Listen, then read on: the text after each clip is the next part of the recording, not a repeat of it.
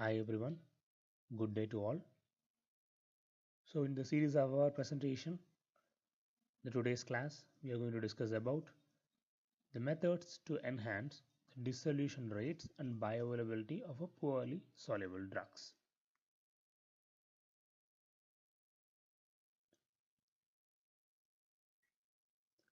So before going to it, let's know what is bioavailability.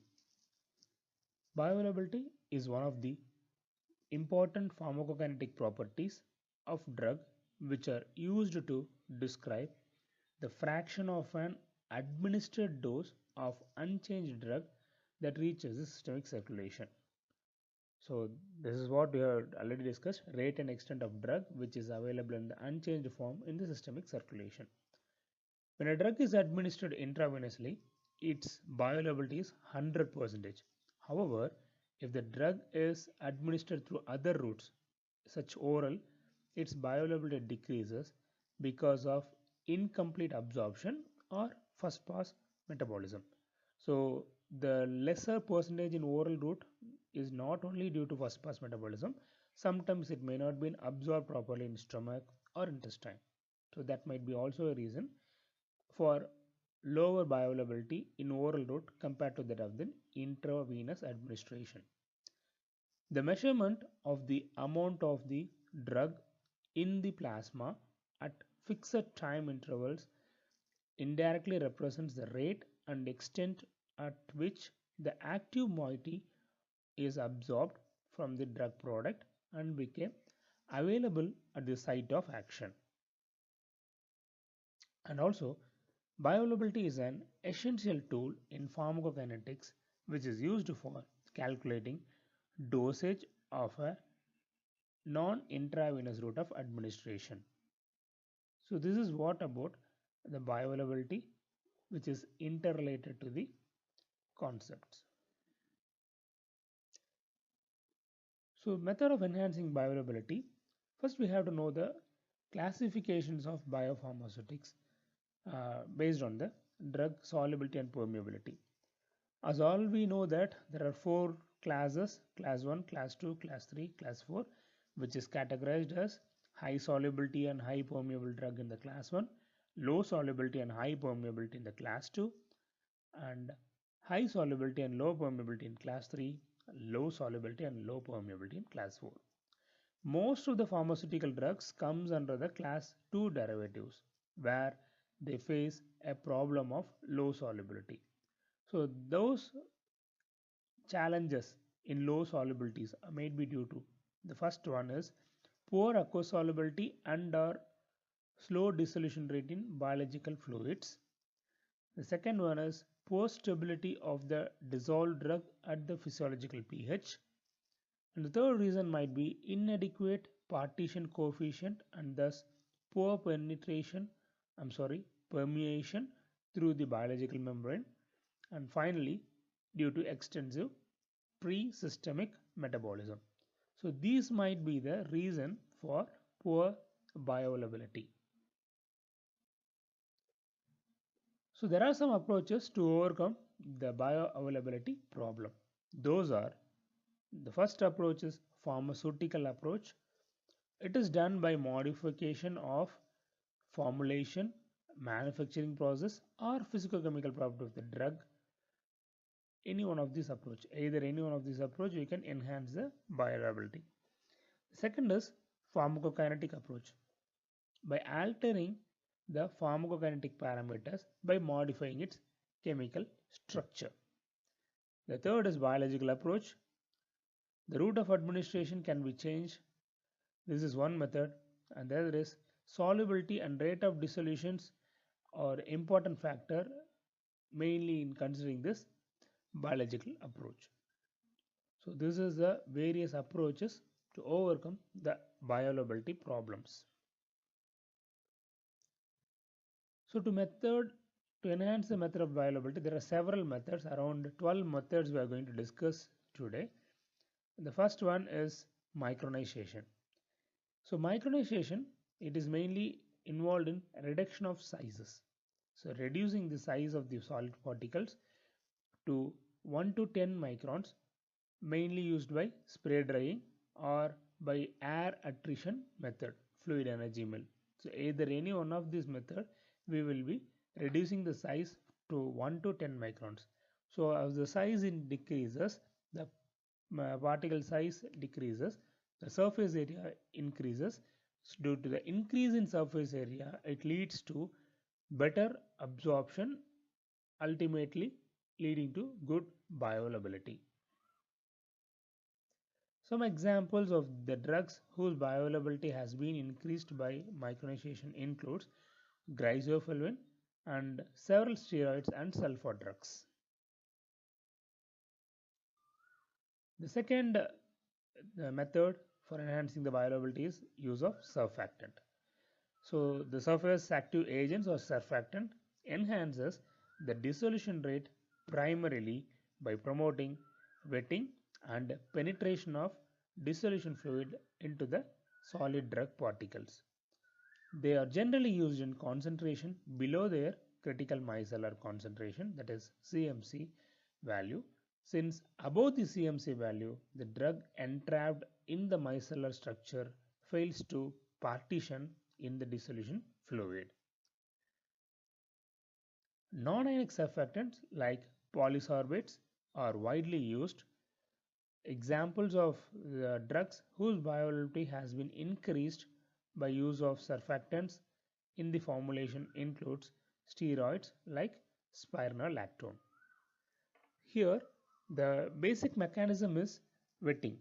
So there are some solid particles which are poorly water soluble. They hate water. They won't get affiliated to water. By using surfactant, these surfactant enhances the wetting tendency of the poorly soluble drugs, thereby lead to quick soluble and better bioavailability in such cases.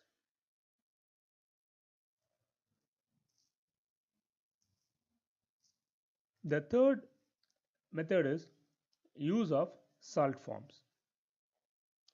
So salt has improved solubility and dissolution characteristics in comparison of the original drugs. So these are some of the examples where the salt form enhances the solubility. The individual drug upon salt formation, there is a chances of 4 folds, 20 folds, 60 folds, 200 folds, even 10,000 folds enhancing in the solubility of the drug. And alkali metal salts of acidic drugs like penicillin and strong acid salts of basic drugs like atropine are more water soluble than the parent drug in case of salt form. They have better solubility. The next is about alteration of pH of the drug microenvironment. So this can be achieved in two ways, either by in situ formation and addition of buffer to the formulation. Example, buffered aspirin tablet. So in situ formation in the sense the drug will be changing its nature at a particular pH. Either it might be 1.2 pH or it might be ocular pH or it might be intestinal pH, whatever may be. Upon drug getting exposure to a specific pH, immediately it will be converting into another form which we are intended during the formulation. So that is what I think.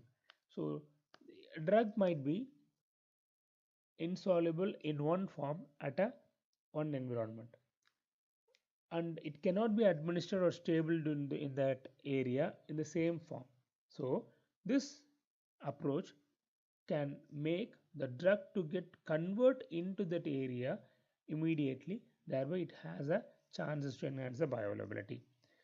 For example, in case of ocular, the liquid or ocular solutions, ophthalmic solutions, have poor bioavailability due to its less contact time. Whereas in case of in situ gel, in the dosage form, the drug will be in a liquid nature. Once we are adding the drop in the ocular area, the solution gets converted into sol, gel, salt to gel. The salt solution of the salt will be getting converted into gel. That's we call as in situ gel formation. That gel have a capacity to enhance the contact time, than that of solution. Thereby, the bioavailability of the drug will be getting quite enhanced. The next approach is use of metastable polymorph. A metastable polymorph is more soluble than that of a stable polymorph of a drug that exhibit polymorphism. An example for it is chloramphenicol palmitate. So this chloramphenicol palmitate have three different forms B, A and C, out of which the form B shows better solubility and better bioavailability when compared to the other forms. So to possess a better solubility, we obviously prefer the form B of chloramphenicol palmitate. The next approach is solute solvent complexation. The solvates of the drugs with organic solvents are called as pseudopolymorphism. So previously we discussed about polymorph, and here we are going to discuss about pseudopolymorphism. So this pseudopolymorphism generally have higher aqueous solubility than their respective hydrates or original drugs. So much higher solubility can be attained by freeze drying, such as solute in solution with an organic solvent, with which it is known as to form a solvate. So without deteriorating or damaging the drug, we will be converting it into powder, the liquid into powder, the solvent or solute to a solvate form. Such a process results in a powder of particles of submicronized size. Example, 1:2 glycofulvin benzene solvate proportion. But however, one should take care that the solvent is non-toxic. That is most important. So this is one process which has been used for getting better bioavailability, that is solvent deposition. So in this method, the poorly aqueous soluble drugs such as nifedipine is dissolved in an organic solvent, namely alcohol, and deposited as an inert hydrophilic solid matrix such as starch or microcrystalline cellulose by evaporation of solvent. So this is one method for enhancing the bioavailability. The next approach is selective adsorption on insoluble carriers. A highly active adsorbent such as inorganic clays, either it is bentonite, that can be enhance the dissolution rate of poorly water soluble drugs such as glycofulvin, indomethacin and prednisone by maintaining the concentration gradient at its maximum level. The two reasons suggested for the rapid release of drugs from the surface of clay are the weak physical bonding between the adsorbate and the adsorbent, and the hydration and swelling of the clay in the aqueous media. The ninth approach is solid solutions. The three means by which the particle size of a drug can be reduced to submicron level are use of solid solutions, use of eutectic mixtures, use of solid dispersions. So in all these cases, the solute is frequently a poorly water soluble drugs acting as a guest, and the solver is highly water soluble compound or polymer acting as a host or a carrier. So this is what in the case, in all these three cases, the solvent is frequently a poorly soluble drug acting as a guest, that will be acting as a guest, and the solver which is highly water soluble compound or a polymer will be acting as a host or a carrier. So the insoluble drug getting incorporated inside the soluble carrier. So this is what the mechanism in these three approaches. A solid solution is a binary system comprising of a solid solute molecule disposed in a solid solvent. Since these two compounds crystallize together in a homogeneous one-phase system, the solid solutions are called as molecular dispersion or mixed crystals. So saying about the conditions in solid solutions, because of the reduction in particle size to the molecular level, the solid solution shows greater aqueous solubility and faster dissolution than the eutectic and solid dispersion. So they are generally prepared by fusion method, whereby a physical mixture of a solute and a solvent are melted together, followed by a rapid solidification. Such systems prepared by fusion are often called as melts. For example, glycosylphosphate succinic acid. So the glycosylphosphate formed for such solid solution dissolves 6 to 7 times faster than that of the pure glycosylphosphate. So this is one example for which shows a better dissolution profile, better solubility profile. So here we have a graph of A, which is 100% an individual compound, and B, and another compound. These both on getting merging to each other, fusing to each other, it converts to a liquid solid form. That conditions will be creating a better enhancement of solubility. Well, if the diameter of the solute molecule is less than 60% of the diameter of the solvent molecule, or if its volume is less than 20% volume of the solvent molecule, then the solute molecule can be accommodated within the intermolecular spaces of the solvent molecule. So that's what. If the solute molecule is less than that of the solvent, it can easily accommodate inside. That's what the concept in it. Example, digitoxin PEG 6000 solid solution. So upon approaching this method, it shows better dissolution or faster dissolution. So when the resultant solid solution is a homogeneous, transparent and brittle system, it is called as a glass solution. So carriers generally that forms glassy structures are citric acids, urea, PVP, PEG, and some sugars such as dextrose, sucrose, galactose. So there are two mechanisms which are suggested for enhancing solubility and rapid dissolution of molecular dispersion. Those are, the first is when a binary mixture is exposed to water, the soluble carrier dissolves rapidly, leaving the insoluble drugs in a state of microcrystalline dispersion of a very fine particle. The second is when the solid solution, so that is in a state of randomly arranged solute and solvent molecule in a crystal lattice. So that is what we call it as a solid solution.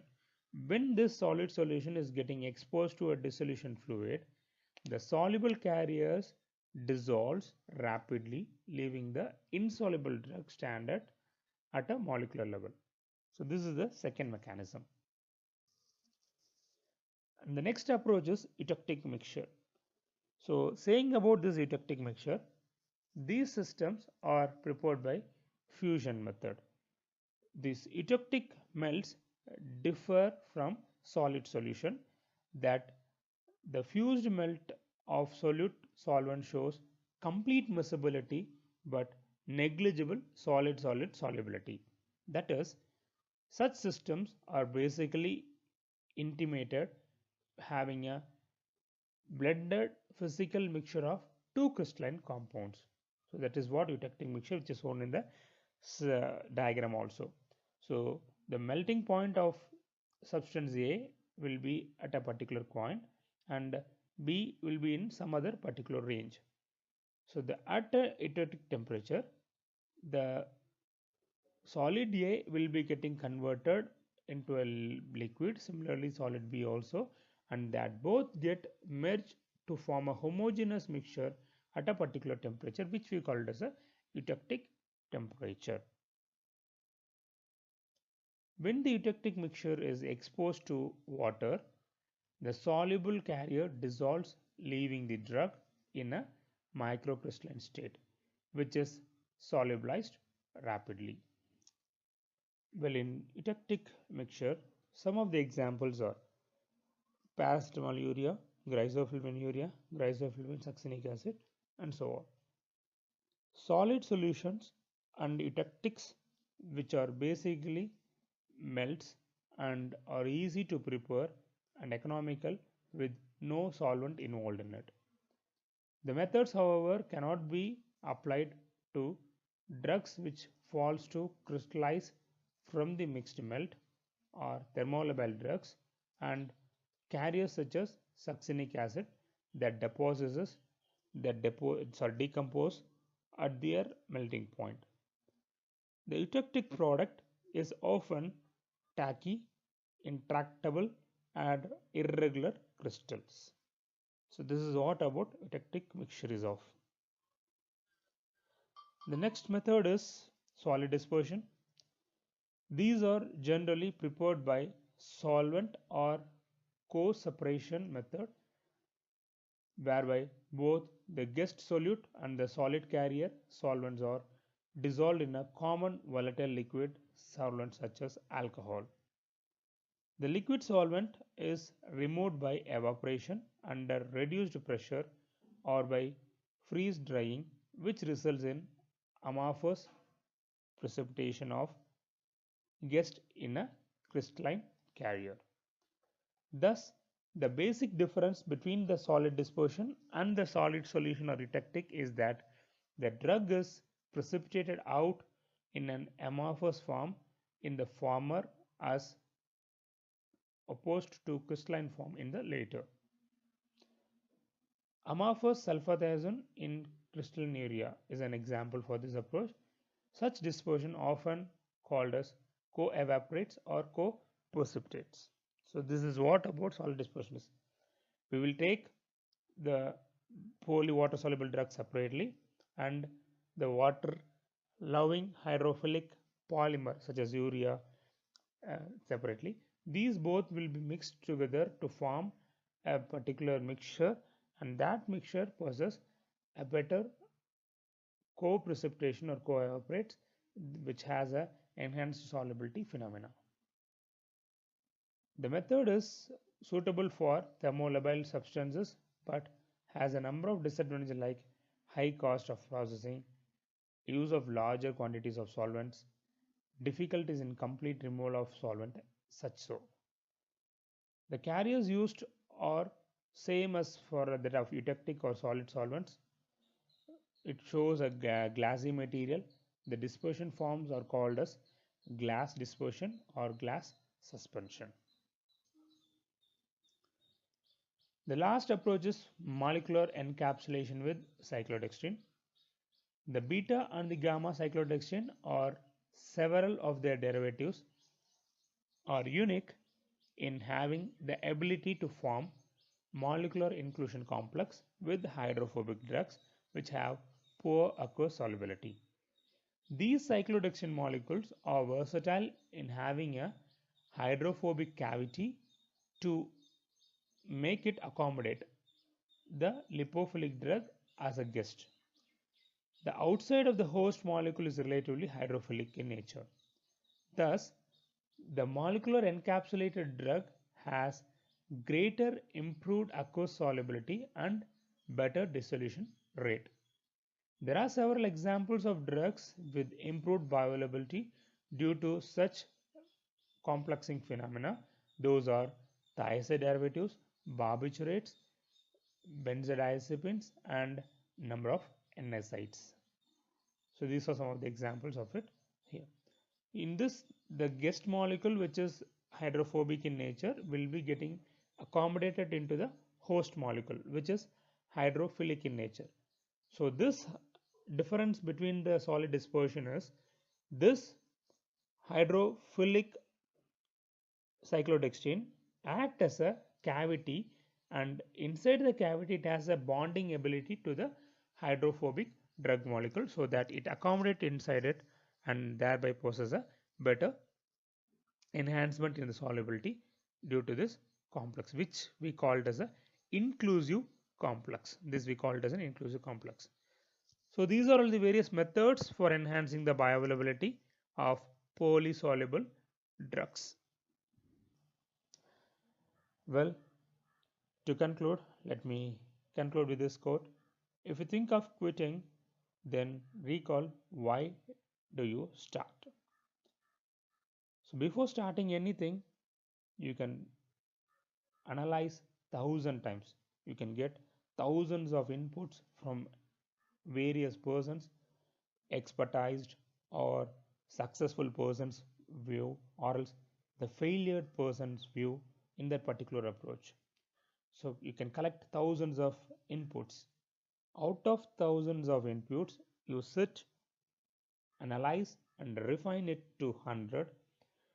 Among the 100, you choose 10 which is close to your heart or which is close to your internal desire, and to that 10, work out and calculate or predict what will be the future possibilities in it, how come it will be advanced to the current condition, and how come you can succeed by using that 10 approaches, and among the 10 which you feel happier in doing it, choose the one. When you choose the one which is of our internal desire and of analyzing all the ideas or inputs which you got over either from the succeeders or failures, then you proceed and go ahead. Never ever step back and think does it goes wrong or it will be getting failure or it won't be working out. Don't think at any time. Once you are finalized your decision which is related to internal desire, step forward. How many hurdles does it come, how many failures does it comes, you never keep full stop for it, because we don't know which of our attempts will give a success to us. So with this, let me finally quote it. Once you started, never think to quit from it. Success will be always at your feet if you are not quitting at your internal desire. Thank you. Thank you all.